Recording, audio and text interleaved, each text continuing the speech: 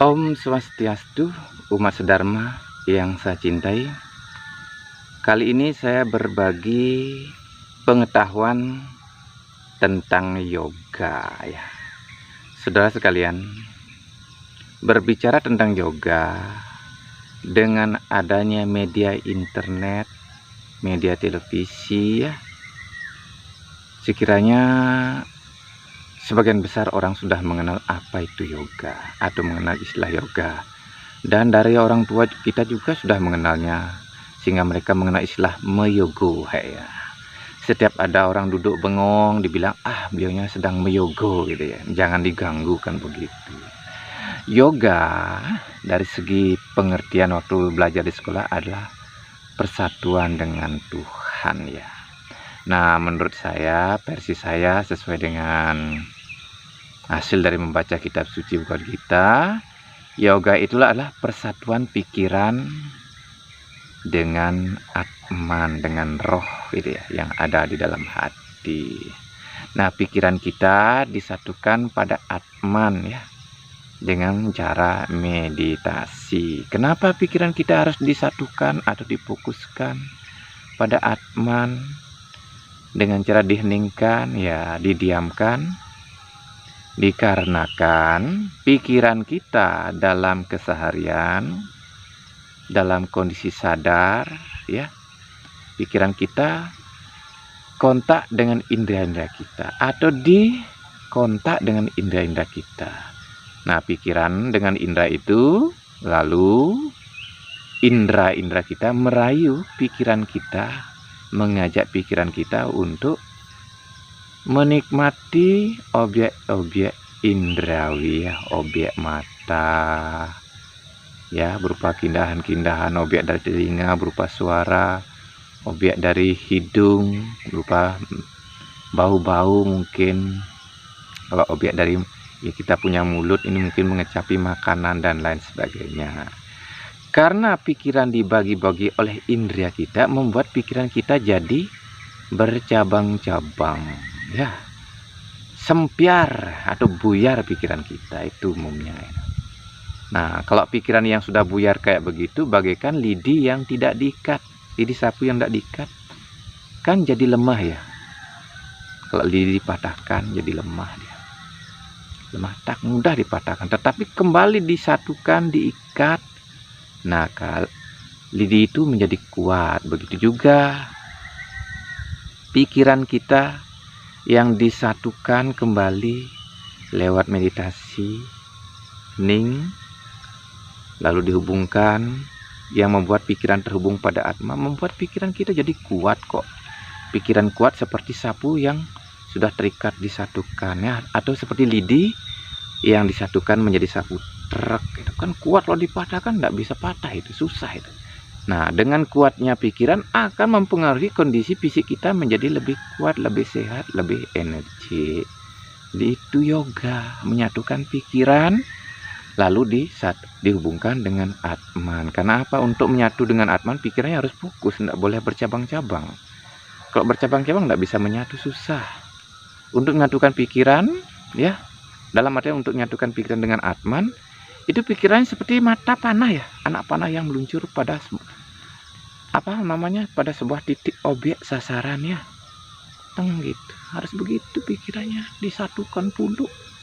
Kalau di taman-taman seperti tangkai bunga teratai dia, tangkai bunga teratai yang lurus dengan bunganya yang kuncup yang belum mekar kan lancip, kayak begitu dia, baru bisa menyatu dengan Atman. Kalau tidak begitu susah pikirannya, maka itu perlu difokuskan di sela halis atau memandang ujung hidung.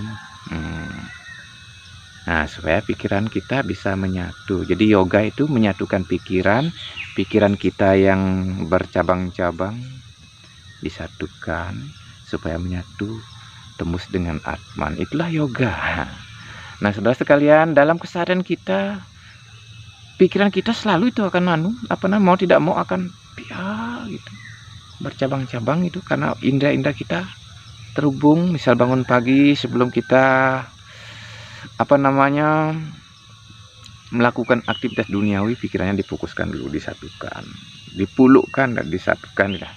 Udah gitu habis meditasi lagi kerja, itu pikiran mulai lagi bercabang-cabang. Tapi dengan pikiran sudah disatukan, membuat perhatian kita kerja lebih konsentrasi jadinya. Pokok lebih fokus kita kerja kalau pikiran kita sudah. Karena apa? Tenaga kita juga dibuat ya lumayan gitu. Nah, sorenya habis kita melakukan aktivitas tentang indriawi, tentang duniawi ya, yang selalu berhubungan dengan masalah indriawi, disatukan lagi sehingga pikiran kita jadi tetap fokus seperti lidi yang disatukan.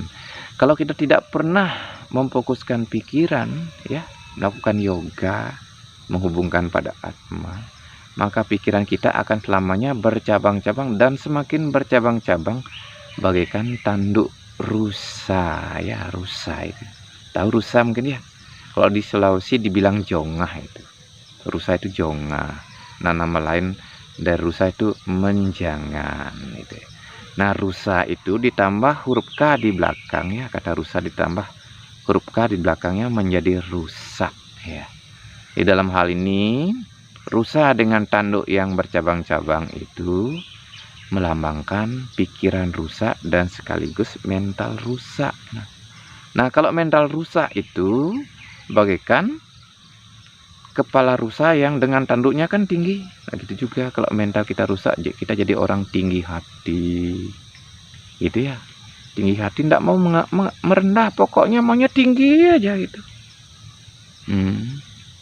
Susah kalau sudah gitu. Kalau orang sudah pikiran bercabang-cabang gitu, tidak pernah disatukan, tidak pernah difokuskan untuk duduk hening, diajak berbicara yang baik-baik tentang jalan kebaikan, terus susah diajak. Karena kalau sudah pikiran rusak itu bagikan rusa. Pikiran rusa hidupnya liar, susah ditangkap, maunya lari, kecuali ditembak, diburu baru dia bisa Begitu juga kalau orang-orang yang mentalnya liar, pikirannya liar, itu susah sekali diajarkan pengetahuan tentang keagamaan, tentang yoga, tentang meditasi dan lain sebagainya. Akan disalahkan, kita akan dipandang bagaimana kita yang pokok yang berikan pengetahuan dipandang bagaimana, terbalik pandangan mereka. Yang benar dikatakan salah, karena itu berawal sudah di pikirannya sudah rusak. Rusak kepanjangan rupiah saja. Di dalam keharian cuma rupiah saja yang dipikirkan. Akhirnya rusak sarafnya. Udah gitu nanti di hari tua jadi kurus, sakit-sakitan, itu kepanjangan rusak. Udah gitu rusak itu rusak-rusakan. Rusak itu korupsi saja gitu. Karena itu supaya pikiran kita tidak rusak bercabang-cabang, itulah pentingnya difokuskan lewat yoga. Diikat pikirannya seperti sapu diikat dengan tali kan gitu ya. Itu juga pikirannya supaya tidak buyar harus diikat juga. Selain difokuskan harus diikat dengan japa mantra ya. Mantra diulang. Itu berguna untuk mengikat pikiran kita, untuk mengikat keinginan-keinginan di dalam pikiran ya. Jadi lidi-lidi itu ibarat keinginannya, dan yang berbentuk sapu gitu kan pikirannya gitu ya. Jadi disatukan. Jadi pikiran itu adalah kumpulan dari keinginan sebenarnya. Itu sekarang disatukan, diikat dengan japa mantra supaya pikiran kita tidak rusak. Kalau pikiran kita sudah rusak, itulah mental kita jadi rusak. Seperti tanduk rusa yang bercabang-cabang. Tanduk tidak mau tunduk, bercabang berani cakap membangkang. Baik, kalau sudah dengan orang-orang mental rusak, saya sudah tidak bisa saya cakap membangkang. Dari itu nama lain dari rusak adalah menjangan. Menjangan itu menelanjangi kesenangannya. Istilahnya membuli kesenangannya. Kalau kita memberikan pengetahuan tentang gini, ada salah sedikit sudah kita dibuli. Pokok ditelanjangi kita maunya. Tapi kalau kita sudah jadi orang gede seperti harimau gitu ya, lari malah tidak berani. Walaupun dia banyak, paling berani dari jauh, dari dekat tidak berani, satu persatu pun tidak berani. Kalau beraninya gerupan gitu. Tapi kalau berani gerupan juga ada salah satunya nanti akan terluka. Kalau angkat bicara kan begitu, lebih baik kadang-kadang saya diam. Kalau dengan hadapan orang rusak, kalau kita berhadapan dengan orang rusak, Kadang-kadang ikutan rusak, tapi nanti dia sudah punya hukum karma sendiri. Rusa itu kurus sakit-sakitan tidak kunjung sembuh.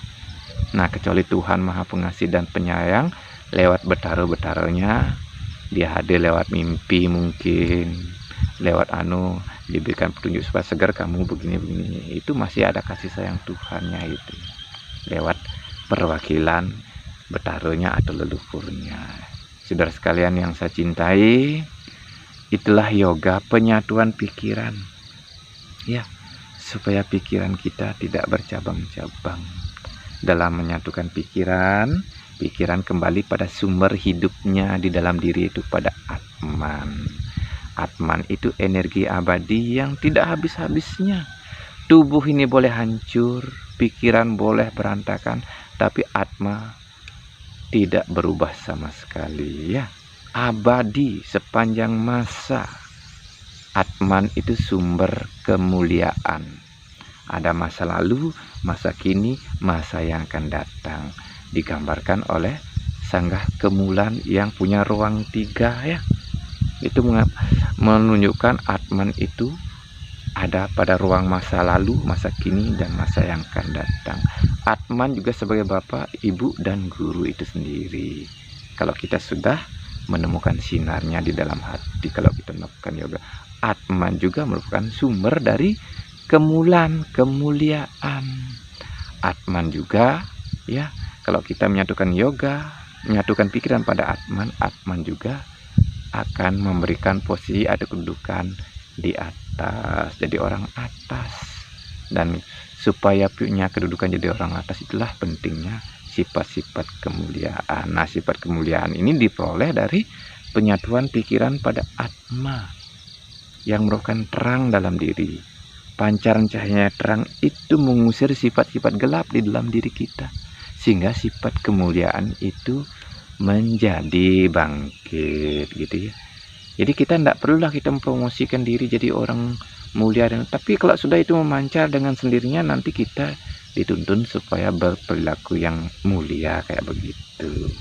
Jadi saudara sekalian, satukan pikiran pada Atman, atau bawa pikiran pada Atman dengan membuat pikiran terfokus, terpusat, bagaikan lidi yang diikat jadi sapu, ya, didiamkan. Kan begitu aja pemahaman saya tentang yoga. Tapi ada juga yoga Kundalini. Dia membawa pikirannya untuk ke arah Kundalini biar menjadi orang sakti, orang hebat, orang mandraguna, gitu ya. Bisa langsung cesplong mengobati orang langsung sembuh. Kalau kembali pada Atman, pikiran hanya membuat pikiran jadi terang cemerlang, ya, menjadi cerdas, menjadi ada keterampilan yang tidak gelap-gelapan kok. Kalau orang sakti itu kan gelap, tidak berani terang-terangan di tempat umum berusaha bagaimana, gitu ya.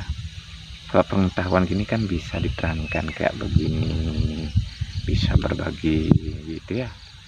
Jadi itu beda. Saya kan bukan yoganya bukan Kundalini. Kalau teman-teman banyak mungkin yang larinya ke Kundalini, kalau saya sendiri lari ke Atman. Sesuai dengan Bhagavad Gita, kalau di Bhagavad Gita tidak disebutkan ada tentang Kundalini. Yang ada cuma Atman. Itu buka coba tentang Dhyana Yoga bab 6 dari Bhagavad Gita, pasti arahnya ke Atman, gitu ya. Orang yang berhasil dalam yoga lah pikirannya bersandar pada Atman. Ada gitu slokanya itu.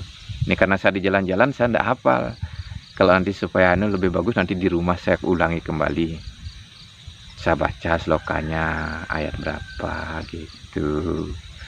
Pirang, kalau singa itu kan dia berbulu pirang, itu petunjuk kok. Singa itu semata-mata ingat Atma, pirang itu pikiran terang. Jadi kalau semata-mata ingat Atma, membuat pikiran terang, lambangnya jadi binatang singa gitu. Kalau mengucapkan mantra berulang-ulang, lambangnya macan. Macan itu mantra ucapkan, itu sayangnya. Kalau harimau harus ingat mantra berulang-ulang, jadi mengaum. Mengaum itu kepanjangannya mengucapkan mantra Om, kan begitu. AUM disengaukan menjadi Om. Omkara sama dengan omega gitu. Nah, itu Latinnya omega, Sanskertanya omkara, akaranya di Latinnya alpha. Nah, omkara atau omega artinya yang awal dan yang akhir. Jadi yang awal dan yang akhir itu adalah Atman itu.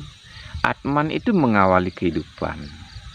Dan kehidupan itu akan berakhir kembali juga pada Atman. Kan begitu.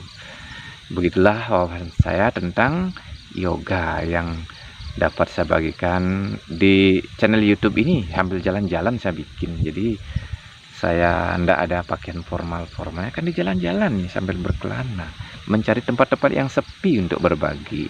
Nah, selanjutnya nanti kan saya akan berbagi tempat meditasi, waktu dan tempat ya. Oke, terima kasih atas kesediaan saudara-saudara menonton saya berbagi cerita ini. Om Santi Santi Santi Om.